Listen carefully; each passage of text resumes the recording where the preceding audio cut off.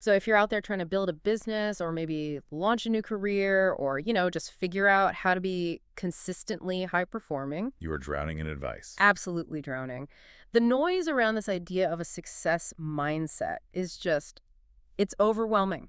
It's all fluffy affirmations and frankly, a lot of contradictory hype. It is. It's exhausting. And I think worse, it's misleading. That constant noise often sends people in completely the wrong direction. How so? Well, they end up looking for some kind of external magic, the perfect circumstance, the one life hack, the right guru to follow, when the real levers for sustainable success are all foundational and internal. Okay, let's unpack that. Today, we're doing a deep dive into this really powerful, grounded article by Steve Feld. He's the co-founder of Tea and Coffee Hub. And he is really challenging that outdated kind of airy-fairy thinking about how success is actually built. Exactly. And this isn't just theory he's cooked up from reading books. Feld is a business architect. He literally specializes in creating foundational frameworks, SOPs, and policies for long-term achievement. So these insights come from real-world application. They've been tested. Right. And what's so interesting is how he frames the whole issue. Mm-hmm. He argues that success isn't tied to a specific set of external circumstances.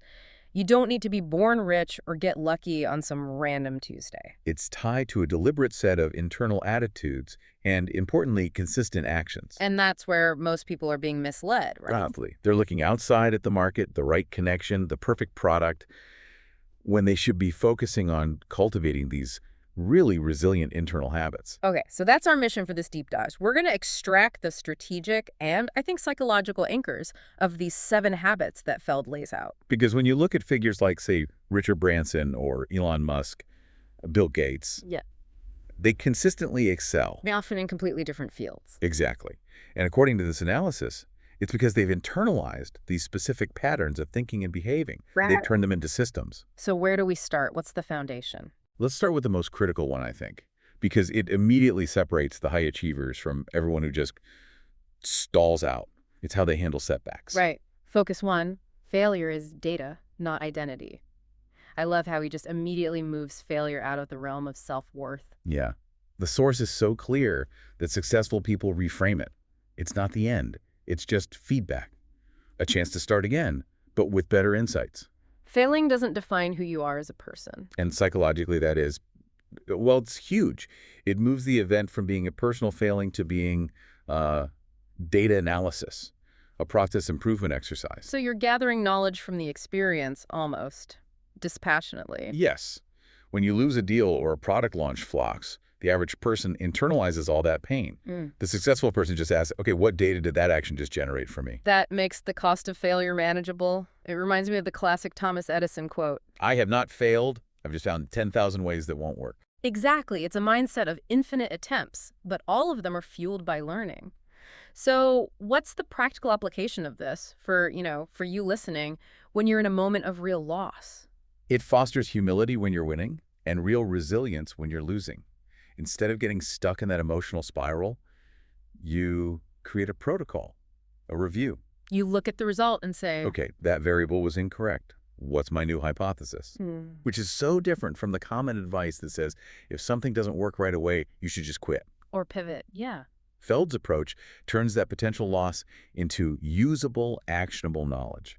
That makes perfect sense. But okay, let's shift from the external world to our internal structure, because the next insight is, it's a challenging one. It's the launching pad of self-acceptance.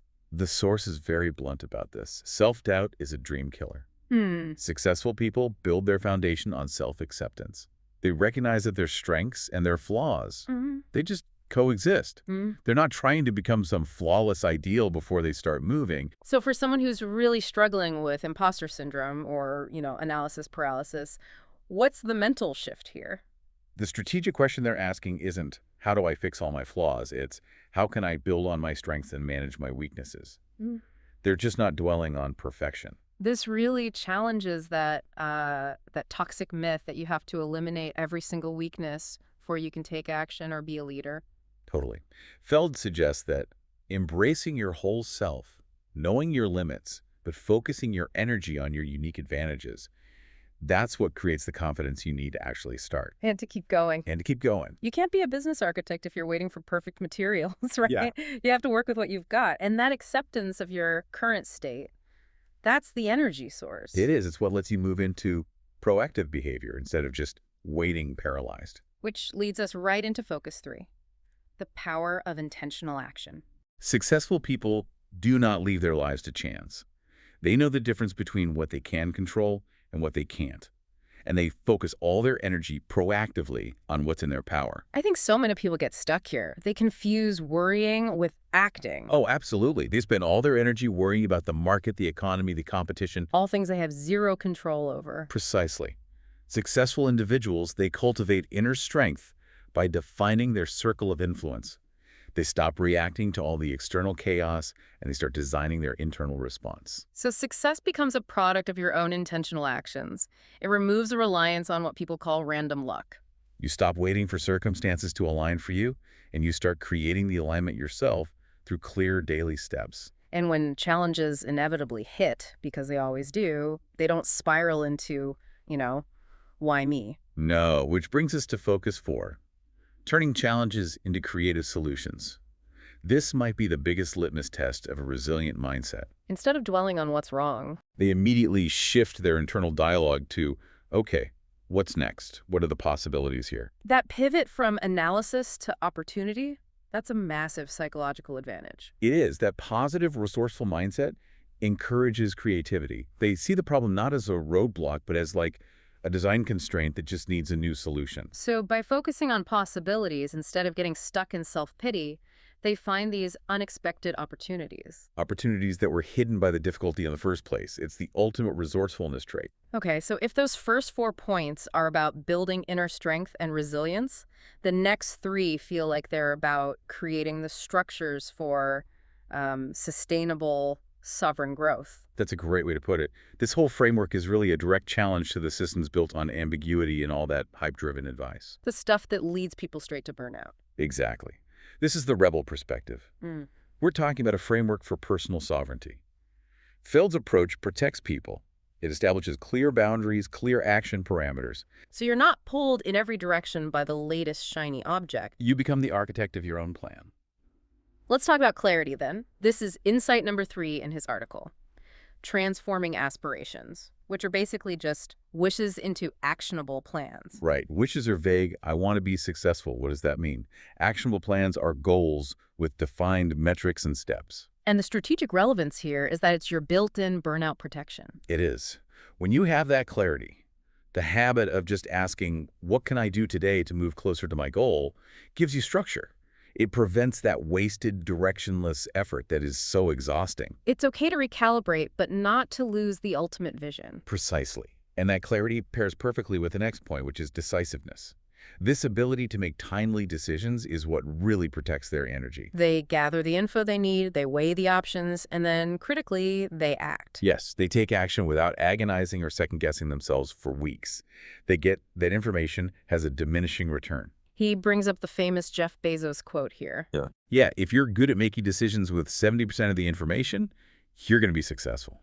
For so many people, that need for 100% certainty is the source of all paralysis. So why is that 70% rule so important strategically? Because the cost of waiting for 100% of the information is almost always higher than the cost of a slightly suboptimal but timely decision. Waiting means lost momentum. Lost momentum, missed opportunities, and just wasted mental energy. Decisiveness acts like a shield against confusion and manipulation from the outside. And even if a decision isn't perfect, It's treated as a learning experience. Ties right back to that first point. Yeah. You get feedback from the real world faster than the competition who is still in the analysis phase. it's a practical definition of speed and agility. Mm-hmm. And finally, the 7th insight. This one kind of seals the whole commitment to sustainable growth. Successful people are lifelong learners.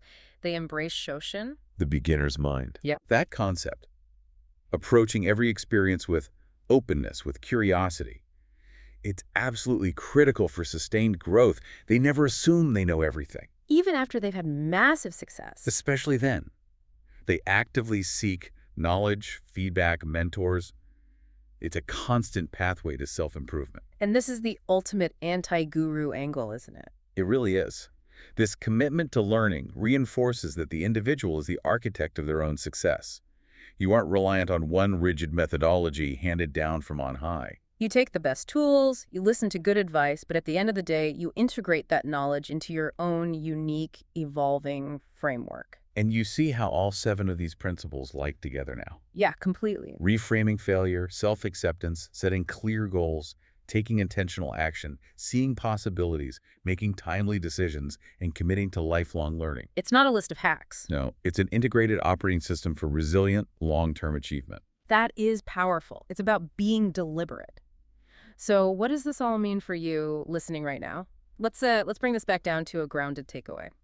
I think the synthesis is clear. Yeah. A successful mindset is built one habit at a time through intentional choices. Not one stressful, adrenaline-fueled sprint at a time. And that feels safe. It feels grounded and strategic. You don't need to do more. You don't need to chase the latest hack. You just need to align your current effort with these foundational principles. And Feld's work as a business architect, it's all about creating those frameworks that reduce your cognitive load and increase your effectiveness. Right. It shifts the goal from just frantic, chaotic activity to structured, measurable progress. So the empowerment message here is that you already have control over these habits. They are internal choices you can make moment by moment. Which brings us to the final provocative thought, which is really the call to action from the source material itself. It's simple. What is it? What will you start today to cultivate a better mindset? The challenge isn't to revolutionize your entire life overnight. It's just to adopt at least one of these mindsets this week. Just one. Whether it's reframing a recent critique as usable data, Or setting a truly bold, clear goal you've been putting off. or just making one decisive choice you've been avoiding. These small, intentional efforts, they lay the foundation for a stronger, smarter version of you. It's time to start building your own framework. Today. Until next time, keep diving deep.